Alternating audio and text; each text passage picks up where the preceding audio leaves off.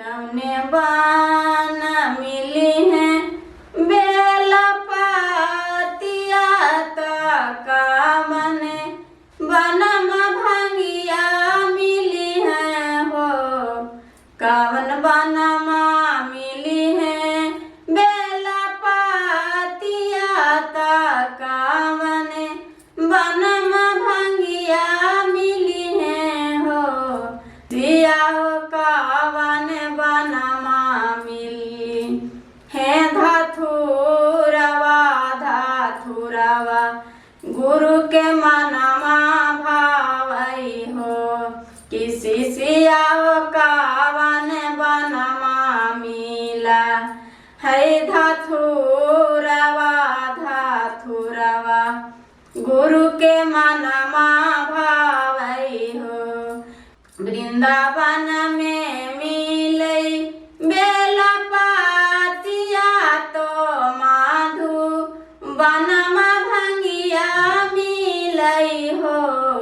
शिष्या हो सुंदर बनमा मिलई है धथुरवा धथुरवा भोला के मनमा भावई हो।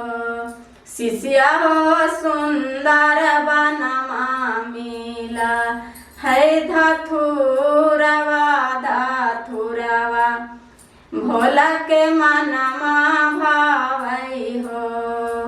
कौने चीजवा भोला के सवरिया हाई कौने रखवरिया हाई हो।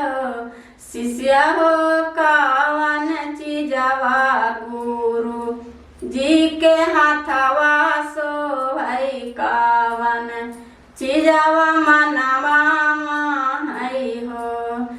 शिष्या हो कावन चीजवा गुरु जी के हाथवा सोहई कावन चीजवा मनवा भावई हो।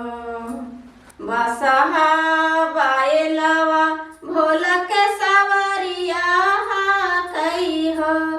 भोला के सवरिया कई हो।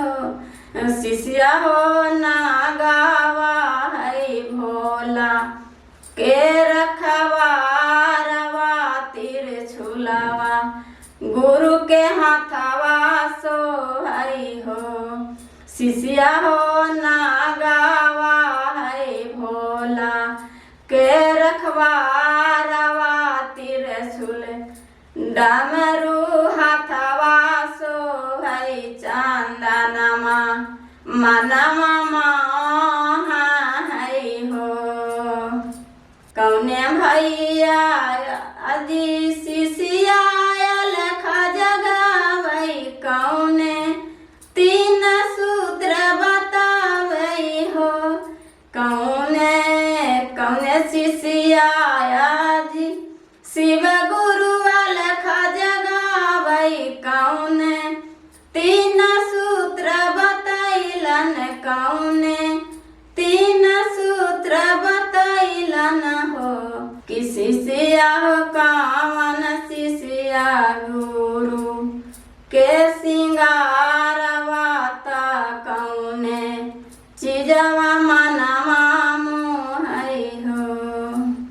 हरेंद्र भैया गुरु जी के अलख जगौले नीलम तीन सूत्र बतौले नीलम तीन सूत्र बतौले हो।